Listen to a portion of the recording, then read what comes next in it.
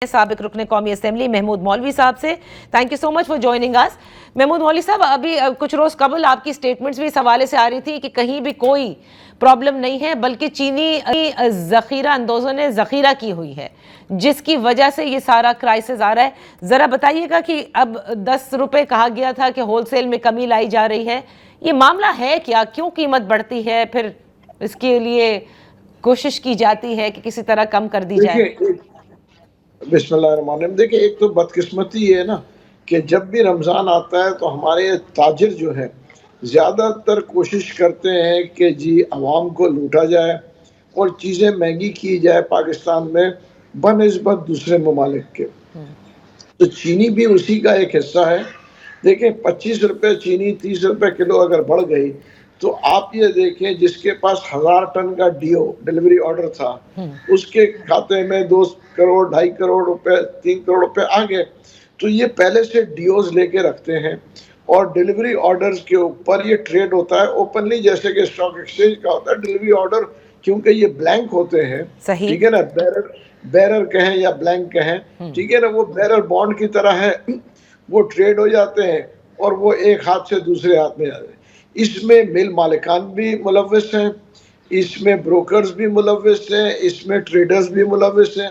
देखिए, चीनी आज भी काफ़ी मिकदार में मौजूद है।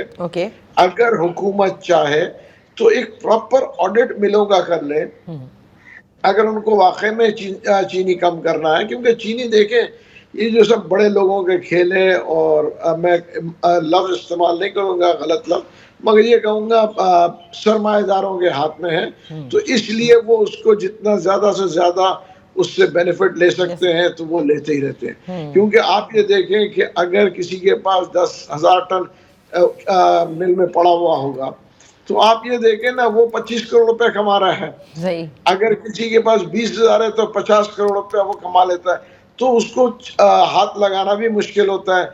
देखिए ना, इन्वेंट्री कुछ और है, डिलीवरी ऑर्डर्स कुछ और हैं। अगर आप मिल में जाएंगे तो देखेंगे कि जी इन्वेंट्री डिलीवरी ऑर्डर इशू हो चुके हैं, मगर इन्वेंट्री पड़े क्योंकि उसमें सब लोग मुलव्वस हैं। देखिए, बदकिस्मती ये है ना कि रेट ऑफ द गवर्नमेंट नहीं है। सर, हुकूमत तो खुद चीनी के बिजनेस में है, हुकूमत में बैठने वाले कई लोग उन सब की मिले हैं, तो everybody is part of the game. देखिए, वही तो मैं आपसे कह रहा हूँ ना, and you see the money is a huge money involve. आप अंदाजा करें ना, 10,000 टन पे 25 करोड़ रुपया, 30 करोड़ रुपया। तो अगर 25-30 करोड़ रुपया एक महीने में कोई इंडस्ट्रियलिस्ट बना लेता है या ट्रेडर मिल, ऑब्वियसली एक आदमी नहीं है, it is a game, everybody is involve, it's not a single person. तो सब लोग मिलके, अगर आप अंदाजा करें 1 लाख टन पे कितना हो गया, 2.5-3 अरब रुपए का गेम हो गया। तो आप ये देखें नहीं, तो महमूद मौलवी साहब, ये तो पूरी एक चेन है ना। तो अब तो हम सुन रहे हैं कि हुकूमत ये कह रही है कि खाम चीनी जो है उसको इंपोर्ट किया जाएगा, और फिर ये इनको नहीं करना चाहिए। मैं रिपीट कर रहा हूँ, जो है कि खाम चीनी की इंपोर्ट की कोई ज़रूरत नहीं है, और चीनी जो है काफ़ी मिकदार में हमारे मुल्क में है।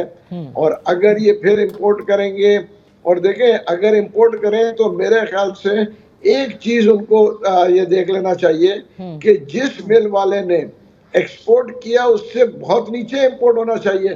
क्योंकि अगर रॉ चीनी इंपोर्ट होगी तो जिस पैमाने पे एक्सपोर्ट हुआ है, मिसाल दे रहा हूँ, अगर $200 पे एक्सपोर्ट हुआ है तो रॉ चीनी को तो 150 होना चाहिए।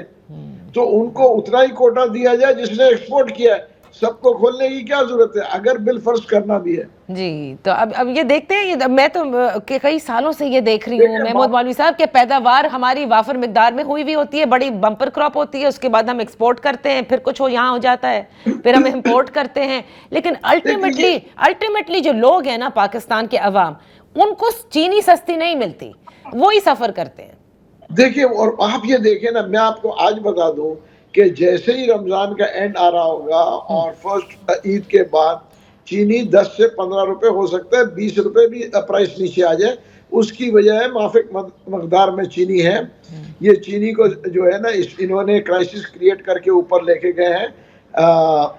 और अब ये जैसे क्योंकि कंजम्पशन कम हो जाएगा तो ये चीनी के प्राइसेस 20-25 रुपए ड्रॉप भी हो जाएंगे।